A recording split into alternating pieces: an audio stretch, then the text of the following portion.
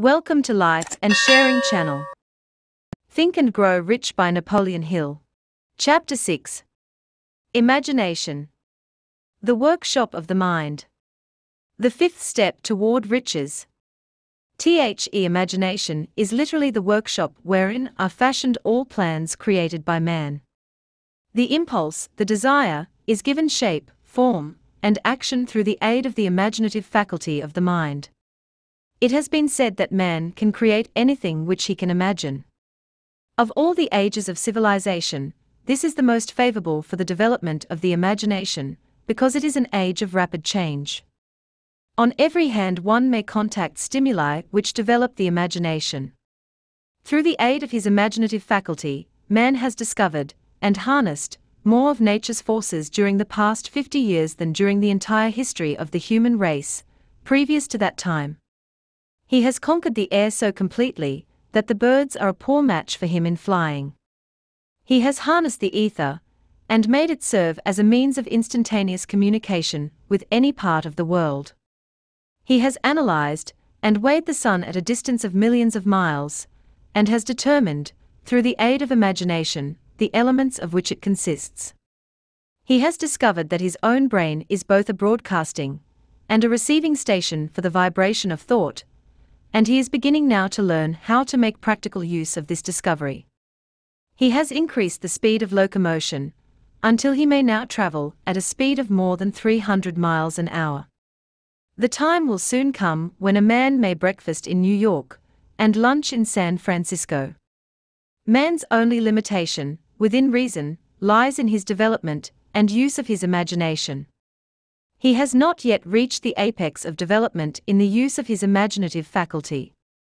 He has merely discovered that he has an imagination, and has commenced to use it in a very elementary way. Two forms of imagination. The imaginative faculty functions in two forms. One is known as synthetic imagination, and the other as creative imagination. Synthetic imagination. Through this faculty, one may arrange old concepts, ideas, or plans into new combinations. This faculty creates nothing. It merely works with the material of experience, education, and observation with which it is fed. It is the faculty used most by the inventor, with the exception of the genius, who draws upon the creative imagination, when he cannot solve his problem through synthetic imagination. The faculty of creative imagination, the finite mind of man has direct communication with infinite intelligence. It is the faculty through which hunches and inspirations are received. It is by this faculty that all basic, or new ideas are handed over to man. It is through this faculty that thought vibrations from the minds of others are received. It is through this faculty that one individual may tune in, or communicate, with the subconscious minds of other men. The creative faculty becomes more alert, more receptive to vibrations from the sources mentioned, in proportion to its development through use. This statement is significant. Ponder over it before passing on. Keep in mind as you follow these principles, that the entire story of how one may convert desire into money cannot be told in one statement. The story will be complete only when one has mastered, assimilated, and begun to make use of all the principles. The great leaders of business, industry, finance, and the great artists, musicians, poets, and writers became great, because they developed the faculty of creative imagination. Both the synthetic and creative faculties of imagination become more alert with use, just as any muscle or organ of the body develops through use. Desire is only a thought, an impulse. It is nebulous and ephemeral.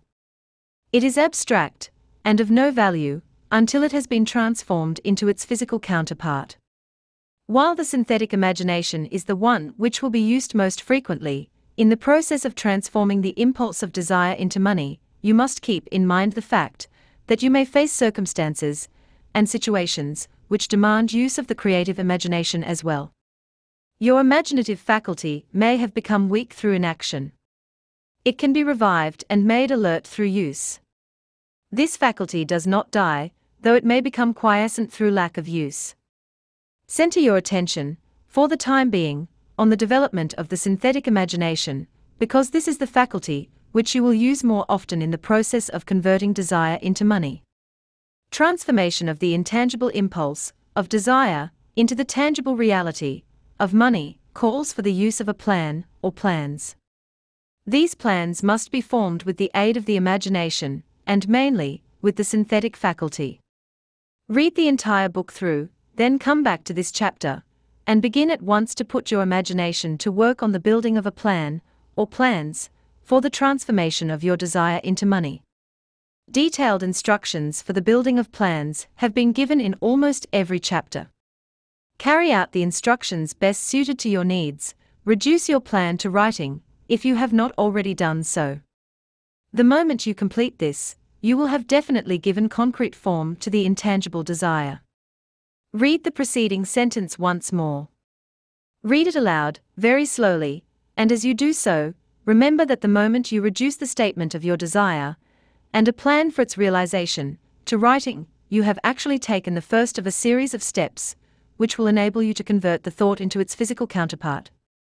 The earth on which you live, you, yourself, and every other material thing are the result of evolutionary change, through which microscopic bits of matter have been organized and arranged in an orderly fashion. Moreover, and this statement is of stupendous importance, this earth, every one of the billions of individual cells of your body, and every atom of matter, began as an intangible form of energy. Desire is thought impulse.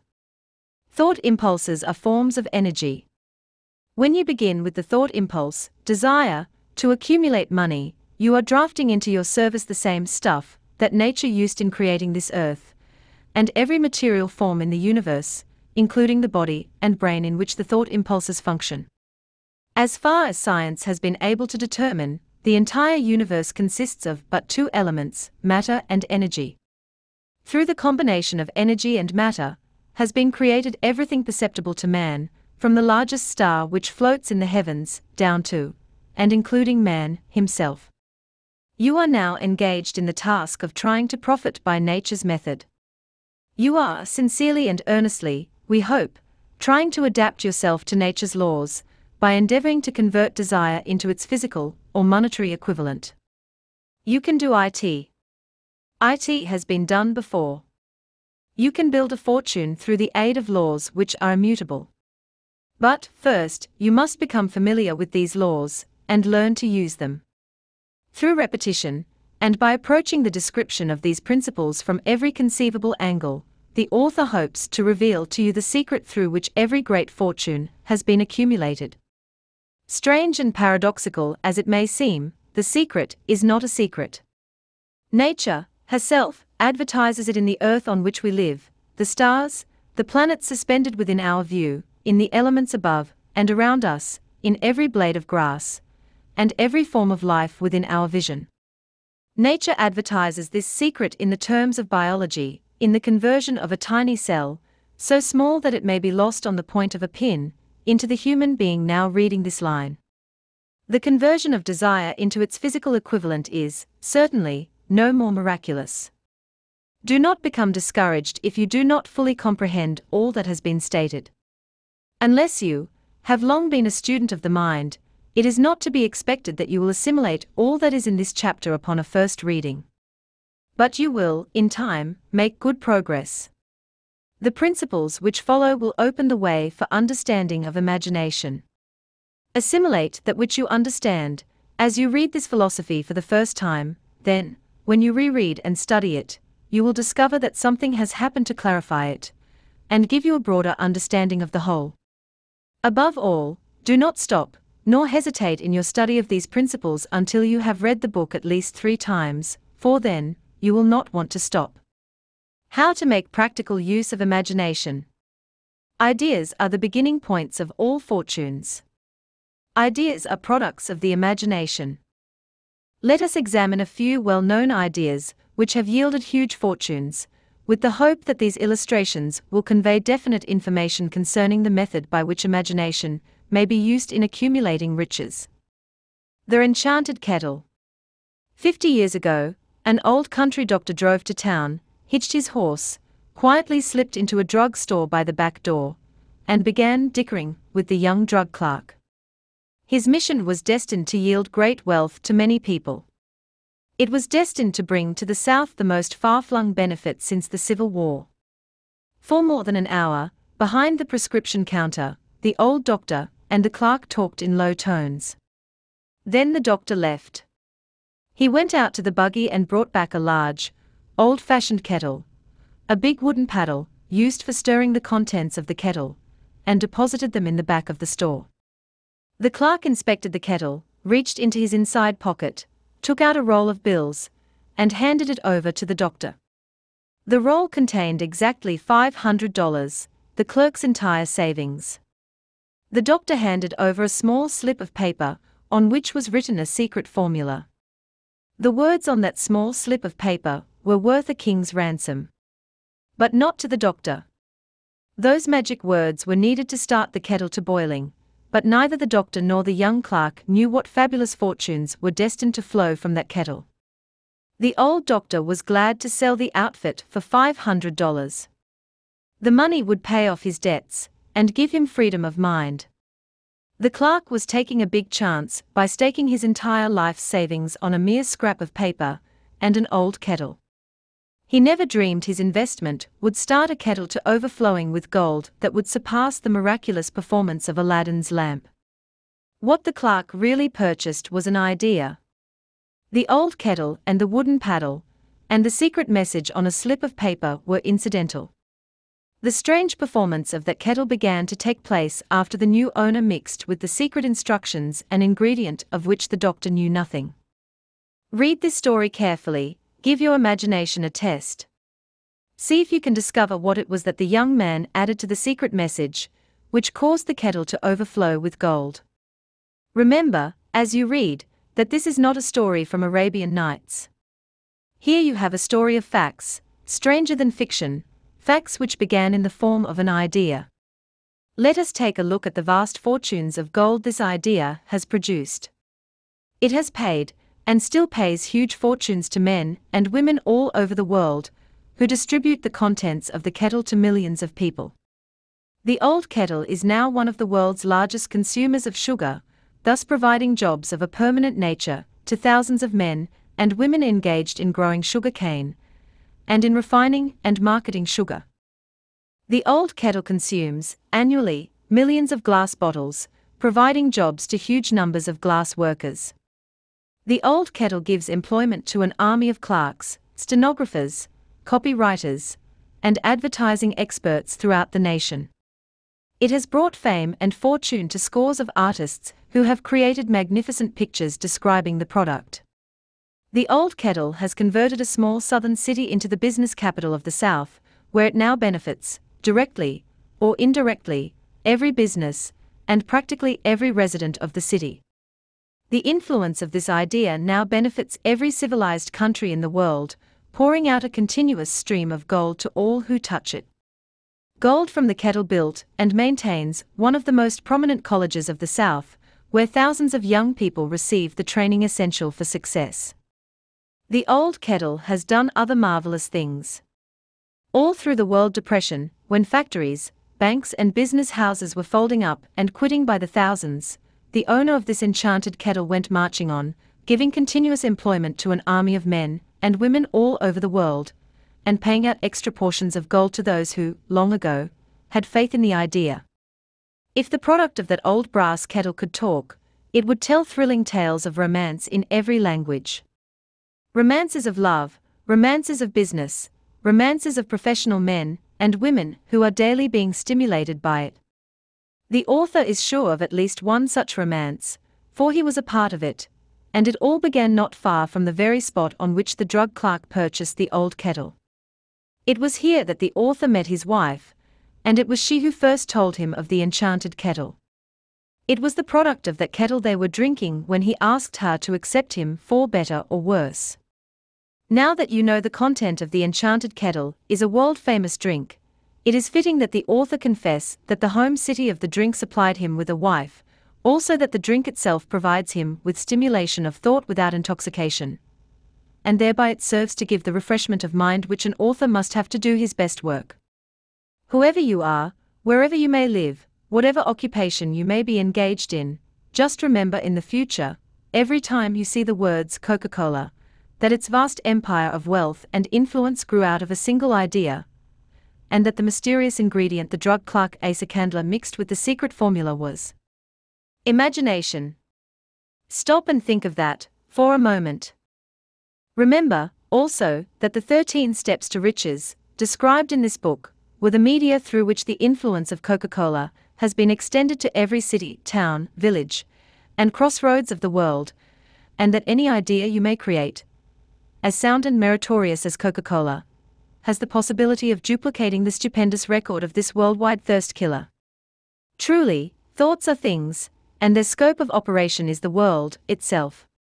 What I would do if I had $1 million. This story proves the truth of that old saying, where there's a will, there's a way. It was told to me by that beloved educator and clergyman, the late Frank W. Gunsaulus, who began his preaching career in the Stockyards region of South Chicago. While Dr. Gunsaulus was going through college, he observed many defects in our educational system, defects which he believed he could correct, if he were the head of a college. His deepest desire was to become the directing head of an educational institution in which young men and women would be taught to learn by doing. He made up his mind to organize a new college in which he could carry out his ideas, without being handicapped by orthodox methods of education. He needed $1 million to put the project across.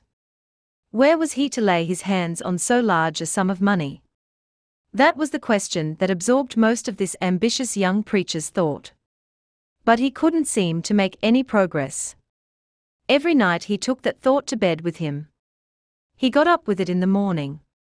He took it with him everywhere he went. He turned it over and over in his mind until it became a consuming obsession with him.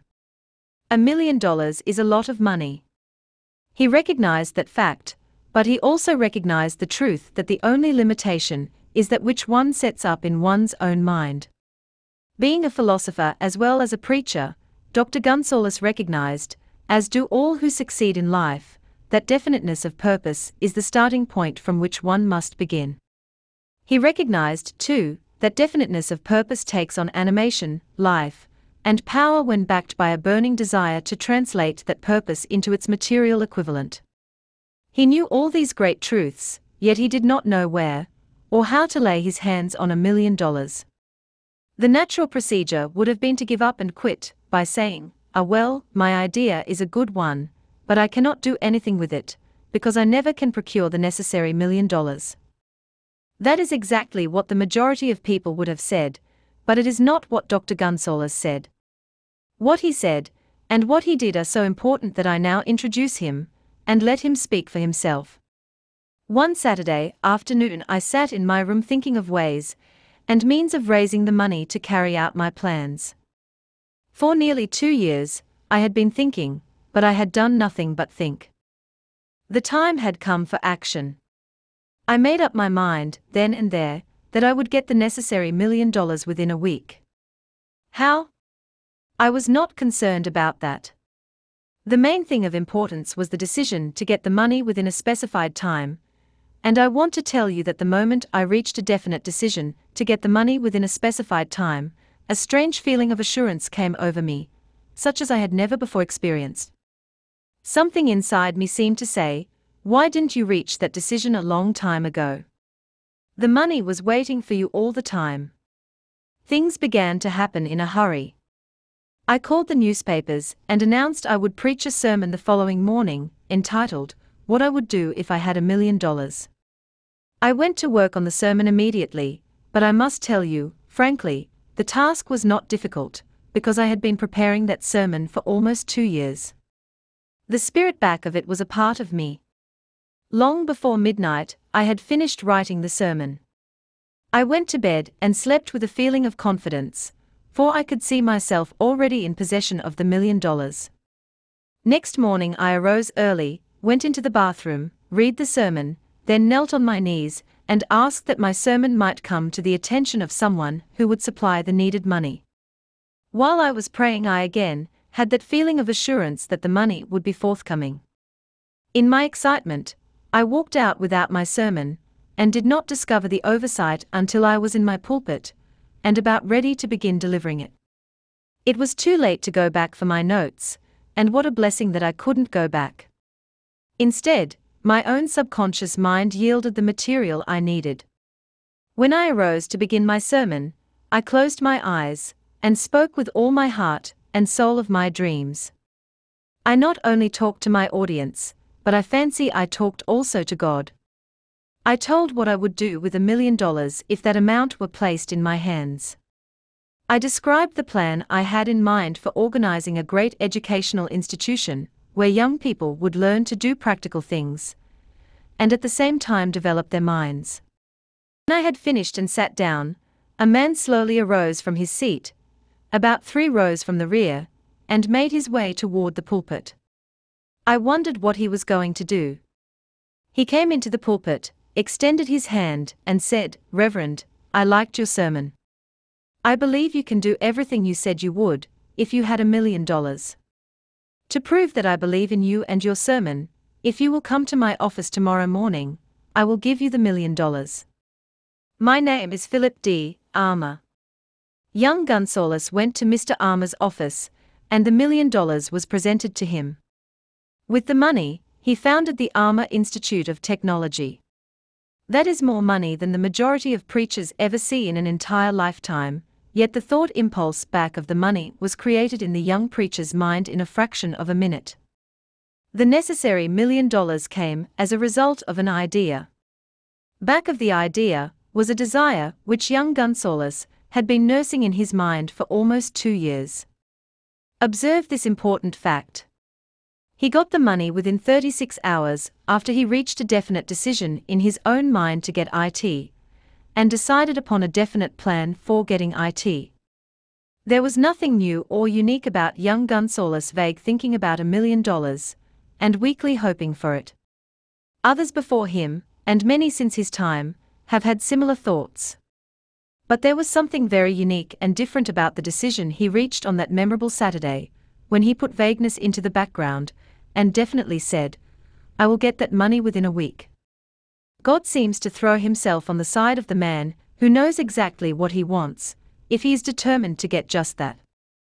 Moreover, the principle through which Dr. Gunsaulus got his $1 million is still alive. It is available to you. This universal law is as workable today as it was when the young preacher made use of it so successfully. This book describes, step by step, the 13 elements of this great law, and suggests how they may be put to use. Observe that Asa Candler and Dr. Frank Gunsaulus had one characteristic in common. Both knew the astounding truth that ideas can be transmuted into cash through the power of definite purpose, plus definite plans. If you are one of those who believe that hard work and honesty, alone, will bring riches, perish the thought. It is not true. Riches, when they come in huge quantities, are never the result of hard work. Riches come, if they come at all, in response to definite demands, based upon the application of definite principles, and not by chance or luck. Generally speaking, an idea is an impulse of thought that impels action, by an appeal to the imagination. All master salesmen know that ideas can be sold where merchandise cannot. Ordinary salesmen do not know this, that is why they are ordinary. A publisher of books, which sell for a nickel, made a discovery that should be worth much to publishers generally. He learned that many people buy titles, and not contents of books. By merely changing the name of one book that was not moving, his sales on that book jumped upward more than 1 million copies. The inside of the book was not changed in any way. He merely ripped off the cover bearing the title that did not sell, and put on a new cover with a title that had box office value. That, as simple as it may seem, was an idea. It was imagination. There is no standard price on ideas. The creator of ideas makes his own price, and if he is smart, gets it. The moving picture industry created a whole flock of millionaires. Most of them were men who couldn't create ideas, but they had the imagination to recognize ideas when they saw them.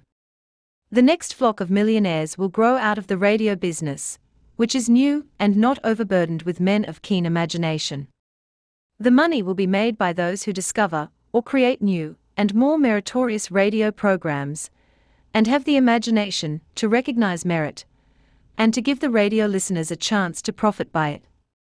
The sponsor, that unfortunate victim who now pays the cost of all radio entertainment, soon will become idea conscious and demand something for his money. The man who beats the sponsor to the draw and supplies programs that render useful service is the man who will become rich in this new industry. Crooners and light chatter artists who now pollute the air with wisecracks and silly giggles will go the way of all light timbers, and their places will be taken by real artists who interpret carefully planned programs which have been designed to service the minds of men, as well as provide entertainment. Here is a wide open field of opportunity screaming its protest at the way it is being butchered because of lack of imagination, and begging for rescue at any price. Above all, the thing that radio needs is new ideas.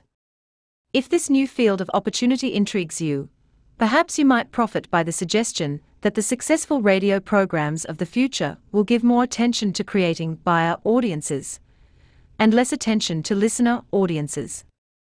Stated more plainly, the builder of radio programs who succeeds in the future must find practical ways to convert listeners into buyers. Moreover, the successful producer of radio programs in the future must key his features so that he can definitely show its effect upon the audience. Sponsors are becoming a bit weary of buying glib selling talks, based upon statements grabbed out of thin air. They want, and in the future will demand, indisputable proof that the Woozit program not only gives millions of people the silliest giggle ever, but that the silly giggler can sell merchandise. Another thing that might as well be understood by those who contemplate entering this new field of opportunity: radio advertising is going to be handled by an entirely new group of advertising experts, separate and distinct from the old-time newspaper and magazine advertising agency men. The old-timers in the advertising game cannot read the modern radio scripts because they have been schooled to see ideas. The new radio technique demands men who can interpret ideas from a written manuscript in terms of sound. It cost the author a year of hard labor and many thousands of dollars to learn this. Radio, right now, is about where the moving pictures were when Mary Pickford and her curls first appeared on the screen. There is plenty of room in radio for those who can produce or recognize ideas. If the foregoing comment on the opportunities of radio has not started your idea factory to work, you had better forget it.